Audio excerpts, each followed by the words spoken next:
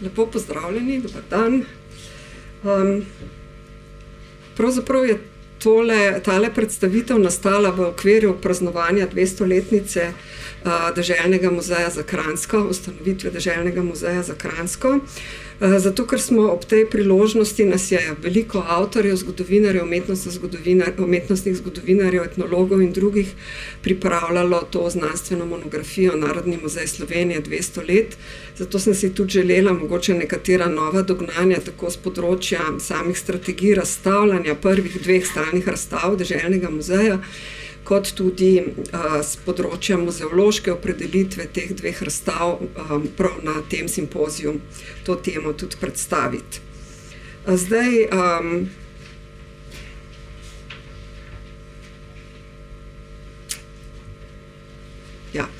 začela bi kar pravzaprav z ustanavljanjem muzejev v času razsvetljenstva.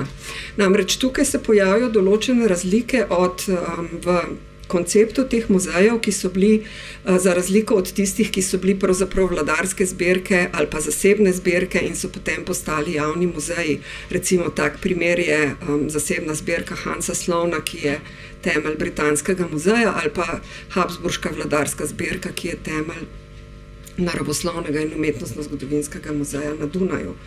V času razsvetljenstva pa je bilo pravzaprav temelj, na katerem so pravzaprav se formirali muzeji, drugačen. In tukaj je tudi lepo vidite, jaz sem izbrala prve 3 muzeje, ki so bili ustanovljeni na območju Avstrije. To sta 2 narodna muzeja in en deželni muzej za notranjo Avstrijo, današnji univerzalni muzej Joanneum v Gradcu. Namreč že tukaj je v ozadju teh obeh zbirk oziroma obeh muzejev v Budimpešti kot v Pragi je že narodnostna nota, že poudarjanje pomena narodnosti, narodotvornosti in bojenje narodne zavesti. Namreč posebej iz ustanovnega programa muzeja v Budimpešti najdemo že poudarek o madžarstvu proti avstrijstvu v tistem času. Se pravi, je to že nek izraz ene težnje po oblikovanju naroda, po narodotvornosti. Zakaj sem izbrala tole fotografijo Narodnega muzeja v Pragi? Zato, ker mogoče zelo dobro ponazarja vlogo tedanjega muzeja. Ta monumentalna stavba namreč stoji ko se vzpenjaš po Vaclavskih namestih, greš v hrib v bistvu proti temu muzeju, ki se pravzaprav kot en tak ogromen spomenik narodu in seveda danes tudi državi dviguje nad tabo. In tukaj se mi zdi pravzaprav to tudi kot ponazorilo tega zelo pomembno. Zdaj, če na kratko skočim do Deželnega muzeja v Ljubljani, seveda tale stavba je precej kasnejša, ampak se moramo zavedati, da je bil iz podobnih teženj kot Joanneum ustanovljen že zelo zgodaj, mnogo prej kot muzeji za recimo Salzburško, Tirolsko in Koroško. Zdaj, če se vrnem nazaj, sem hotela pa omeniti Deželni muzej za notranjo Avstrijo, Joanneum, ki je pa pravzaprav temelji na drugačnih premisah kot prva 2, namreč, oziroma kot Budimpešta in Praga, ta je seveda po datumu vmes. Namreč gre za muzej dežele, ki je bila narodnostno mešana. In tukaj so še danes velike debate v literaturi, kaj pravzaprav to pomeni, kaj pravzaprav zdaj ta deželna zavest, kaj je ta pokrajinska pripadnost. Zdaj mi to seveda vemo tudi iz sodobnega sveta, o teh nivojih različnih identitete, s katerimi se pač ljudje identificirajo, od osebne do pravzaprav najvišje državne in še danes nadnacionalne. Tako da nam je v bistvu ta problematika malo poznana. In ravno tukaj je pravzaprav Deželni muzej v Ljubljani v podobni situaciji. Se pravi, 2 muzeja sta tukaj vezana na narod, na državotvornost in Joanneum in Rudolfinum pač na pripadnost pokrajini. Tukaj narodnosti niso definirane, kot smo včasih mislili, pač niso. Zdaj, kaj ta muzej zbira? To je že pravzaprav en korak k strategiji, kaj bo en muzej, kakšna je njegova vloga, kakšni so njegovi cilji in kaj bo predstavljal. In sicer gre za, tukaj pri Deželnem muzeju v Ljubljani je to zelo natančno definirano v temle pozivu, Schmidburgovem pozivu domoljubnim prijateljem znanosti, ki ga je pravzaprav napisal kot guverner in predsednik deželnih stanov dežele Kranjske in je datiran 15. februarja 1823. Tule bomo našli tale tekst, kjer opisuje, kaj naj bi naš domovinski muzej zbiral. Naš domovinski muzej naj bi zajel zlasti vse s področji nacionalnega slovstva in narodne ustvarjalnosti. Prav tako naj združi vse, kar sta v domovini ustvarili narava ali človeška pridnost, shrani naj vse spomine na usodo dežele in zasluge njenih prebivalcev. Zdaj moram reči, da se je v teh letih raziskav pred praznovanjem 200-letnice izkazalo, da ta zapis ni povsem originalen, namreč popolnoma podobnega je leta 1818 izdal grof Kolovrat za Narodni muzej v Pragi. In je tudi temu je naslov pač domoljubnim prijateljem znanosti. Ne? Tako da te povezave so bile takrat zelo močne. Ne smemo zdaj jemati ustanove vsake posebej, ampak moramo jih v bistvu razumeti kot del muzeološke, ideološke, družbene celote tistega časa. No, zdaj tule vidite, so po alinejah našteta področja, ki naj bi jih muzej pokrival, in seveda v nadaljevanju je vse to tudi razloženo. Zdaj, kar se tiče ustanovnih zbirk, so nove raziskave pokazale nekaj novosti, namreč mnogo let do zdaj pravzaprav je veljalo, da je bil deželni muzej predvsem naravoslovni muzej. Zdaj se pa je izkazalo, da je pravzaprav ustanovna zbirka, ki je prišla v muzej pred letom 1821, je bila zbirka tehnične dediščine Dietrichove tovarne v Tržiču. Tukaj le so vzorci žebljev, drugače so poslali tudi kose in podobno. Skratka, nekaj popolnoma drugega, kar smo pričakovali. In tule je naslednja ustanovna zbirka, ki jo grof Hohenwart kot predsednik kuratorija na sam dan otvoritve stalne razstave imenuje, da je ustanovna zbirka muzeja, to je Repežičeva numizmatična zbirka. Seveda so potem, se pravi od leta 1821 naprej prihajale tudi gradivo za knjižnico, precej arhivali, arheološke najdbe, potem umetniški predmeti in pa tudi seveda predmeti uporabne umetnosti.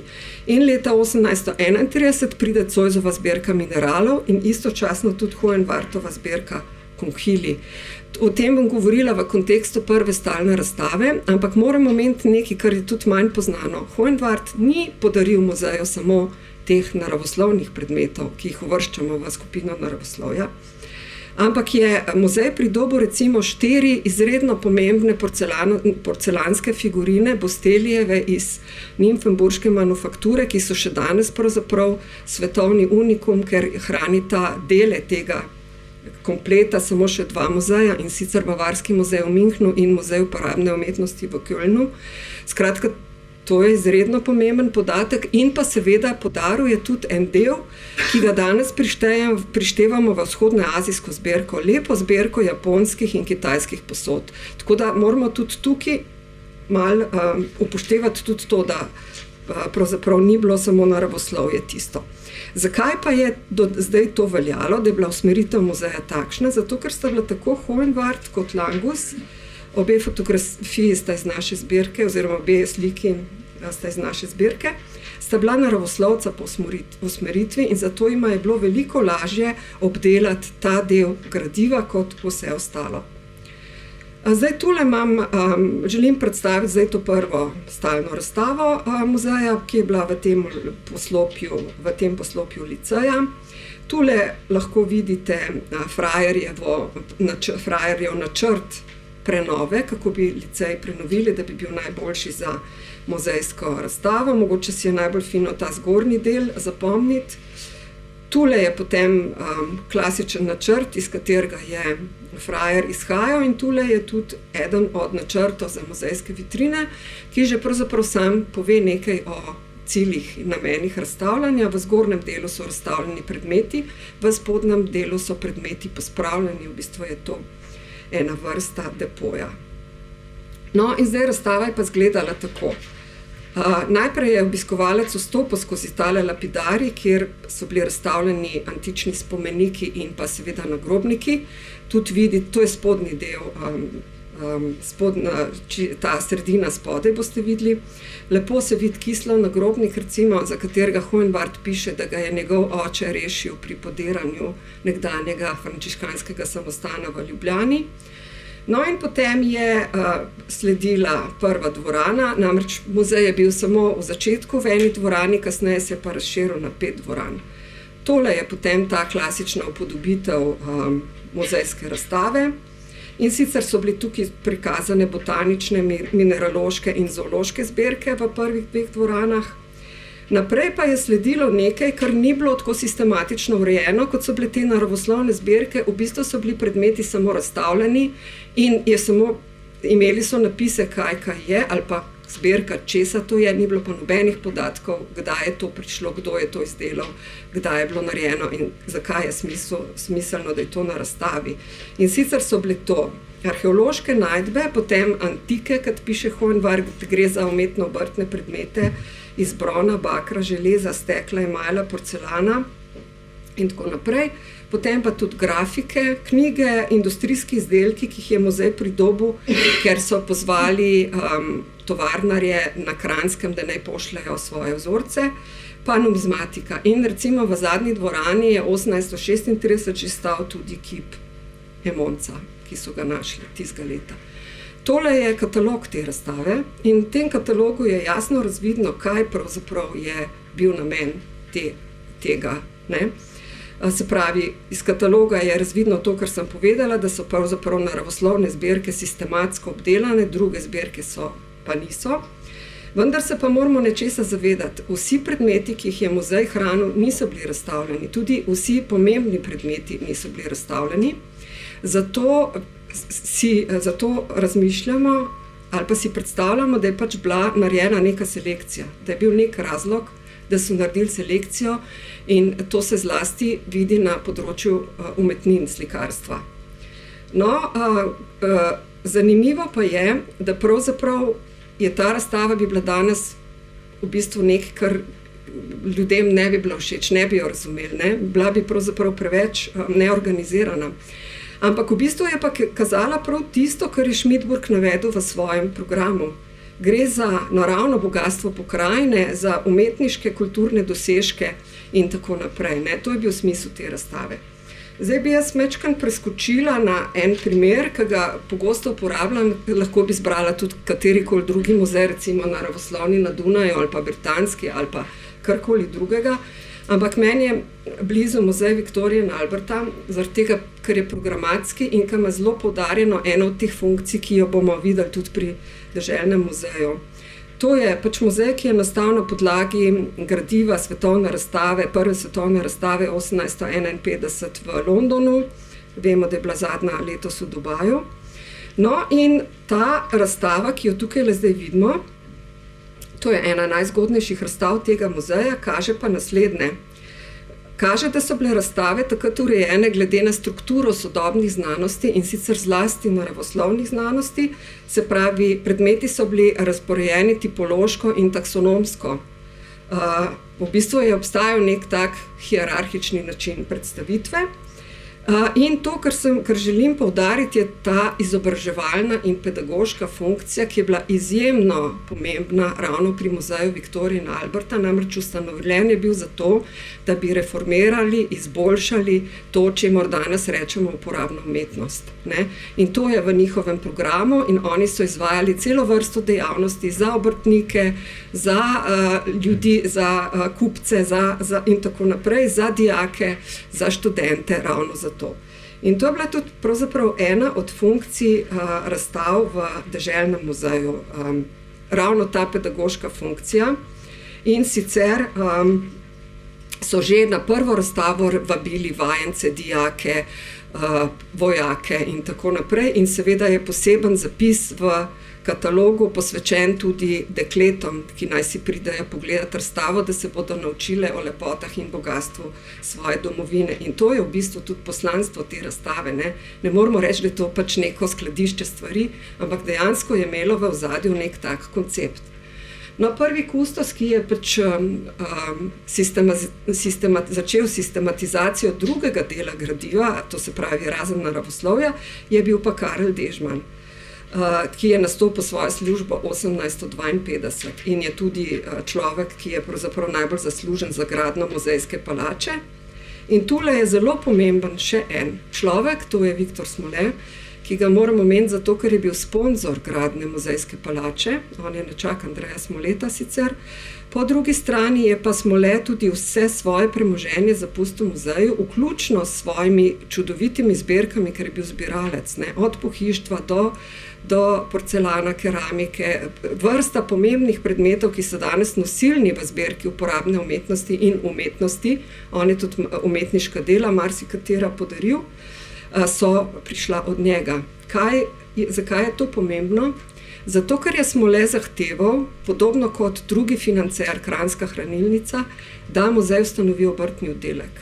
Se pravi, da muzej zaradi podobnih stvari, kot je izvajal izobraževanje Muzej Viktorije in Alberta, ali pa med tem in med deželnim muzejem in med novo stavbo deželnega muzeja ustanovljeni MAK na Dunaju, Muzeum für angewandte Kunst na Dunaju, poskrbi za izobrazbo obrtnikov, kupcev, dijakov, skratka ustvarjalcev in uporabnikov umetno-obrtnega in seveda takrat že gradiva industrijskega oblikovanja.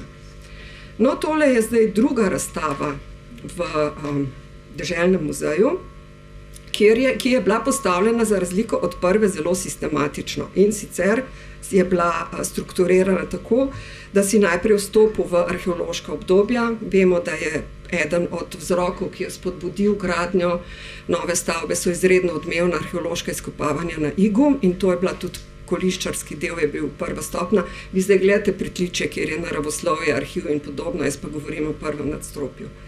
Skratka, to je to. Vstopimo skozi koliščarje, nato pridemo v Hallstatt, v Laten, v rimsko obdobje in v zgodne srednjeveško obdobje. Nato pa sledijo zbirke uporabne umetnosti. Tudi ob tej razstavi obstaja katalog, ki ga je Dežman sam napisal in ta katalog je izredno zanimivo branje. V njem se res lahko poučimo o posameznih predmetih. Morda je kje zabrisana kakšna provenienca, ampak sicer je ta katalog zelo pomemben. Razstava se konča z etnografsko zbirko, tako da je to, ja, razstava se konča pa z etnografsko zbirko. Zdaj tukaj ta razstava je še vedno zgrajena po istih načelih, samo da je bolj sistematizirana, tudi je bilo več prostora in tako naprej. Pravzaprav vam bom pokazala še nekaj, preden zaključim. Gre za prve fotografije stalne razstave deželnega muzeja, ki ga lahko primerjamo s tistim, kar smo prej videli v muzeju Viktorije in Alberta. Gre za posnetke, nažalost je to ravno Dežmanov kip, ja, kar gledamo pred sabo, ki se je odlomil. To so posnetki nastali po ljubljanskem potresu. Takrat so škodo dokumentirali, ker so jo potem tudi uveljavljali, podobno kot se to dogaja danes. In tukaj pač vidimo poglede, ki sicer kažejo škodo po potresu, obenem pa vidimo postavitev razstave, ne. No, zaključim pa s tem, ker je pač Dežman spregovoril na otvoritvi in sicer je pozdravil v nemščini, nato je pa nadaljeval svoj govor v slovenščini, kar je kar važen glede na današnjo njegovo kontroverzno situacijo. In sicer je govoril o tem, da naj bi bil muzej hiša miru in sprave, kjer naj bi mladina pridobivala domoljubje in znanost za prihodnost. In tudi ta razstava izraža nekaj, kar je sila pomembno, izraža domoljubje, pokaže dosežke pokrajine in njenih ljudi. In je pravzaprav razstava, ki je narodotvorna. In to se mi zdi mogoče najpomembnejša misel ob prvih dveh razstavah deželnega muzeja v Ljubljani. Hvala lepa.